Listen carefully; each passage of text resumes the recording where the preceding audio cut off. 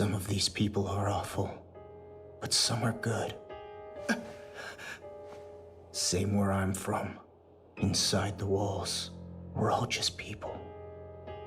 But you were taught that the people in the walls weren't like you, that we were demons. You were just kids who got brainwashed. Hatred was part of your training. As young as you were, how could you have fought that? You couldn't have. And well, it looks like you've already paid. The world of Attack on Titan has given us amazing characters with well-written backgrounds and ideologies for these set characters. One of the most talked about characters in the series and our beloved main character is Eren Yeager. Instead of a breakdown of Eren's philosophies and drive of a character, I want to discuss his decisions on why some of us would do the same and how we show a resemblance to Eren in his decision making. In the beginning of the series, some people come to believe Eren's drive and tenacity was drawn from the death of his mother, that he kind of directed. Okay, actually, I'm not going to touch that topic today. But the real drive of Eren's goals stem from the oppression of freedom from his civilizations, being stuck behind the walls of the Titans and not seeing the real world or the outskirts of his world. This awareness of the outside of the walls was directed by Armin. He explained and illustrated that there is something more than the walls from the Titans. One of those things being the ocean, that rich salt water that is covered by the majority of the planet. And then Eren's mother gets eaten like that. Actually, we should blame Armin for literally everything of Eren's actions. He's indulged in this. He put the battery in his back. Now Eren has this awareness of captivity or oppression from his freedom. The show established to us that this oppression was once being kept from his own civilization's government to later being kept by the entirety of the world's nation. To draw back to us audiences in the real world, we've been oppressed by race, sexuality, gender, and many more internal and external aspects. A lot of us are still being kept by the many freedoms of the real world. These people may not be in your environment or community, but this is a real challenge many people in the world face. Being oppressed by our governments or other holds people captive to their freedom, so much as Eren feels. Unlike Eren in the real world, us individuals do not have the ability to transform to some man-eating titans. Instead, we use various ways to fight for this freedom we desire. Whether it's alone or together, us as humans use our mind and voice to stand in action. We share the same knowledge and desire Eren once had for freedom. Unfortunately, Eren was more bound to oppression. The world of Attack on Titan has abilities mankind in the real world would abuse, just as represented in the show with King Fritz to later Marley doing such. In the show, Tiber's family cast Eldians as enemies to the world, so now Eren is the only one being aligned with him and his people. Flock really didn't stand with Eren at a point in time due to this conflict of Eren's selfishness, which is something us humans have regularly. We all have a selfishness, which actually is a desire that helps others and etc., which isn't, all too justifiable, but it's human, it's common, and it is something Eren and us we relate to.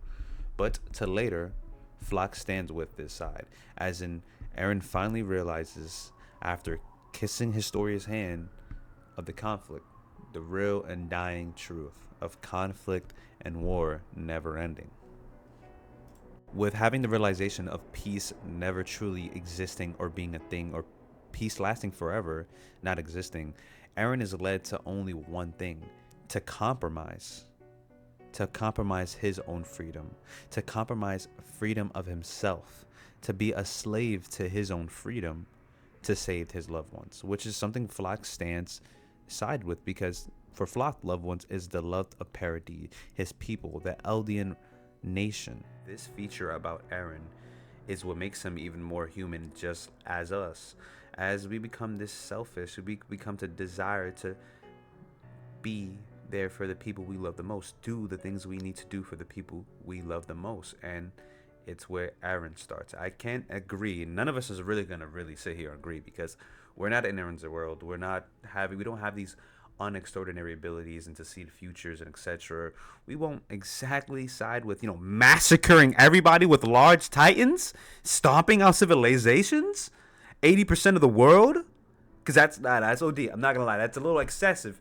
But to some, in Eren's position, we might just do the same.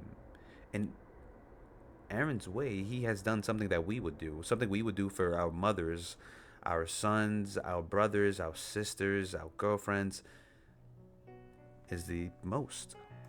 In the world of Attack on Titan, the most was needed, as they needed this. They needed a so-called devil, which is why after Eren's death, the Yeagerist army grew and continued on parity. Eren represented the thing that we needed the most, themselves. People to fight for, people to continue to do what needed to be done for their people, for their freedom, which is why in Attack on Titan we also had Erwin Smith, why many standed with Erwin Smith, why Erwin Smith led Eren and his people in the Survey Corps for many, many long years and etc. to the very end, and which is one of the reasons why we are here where we at today. Well, which is why Eren is there for where he's at today. I know many of us won't agree or just jump onto this massacre, and don't get me wrong, I'm not trying to justify Eren.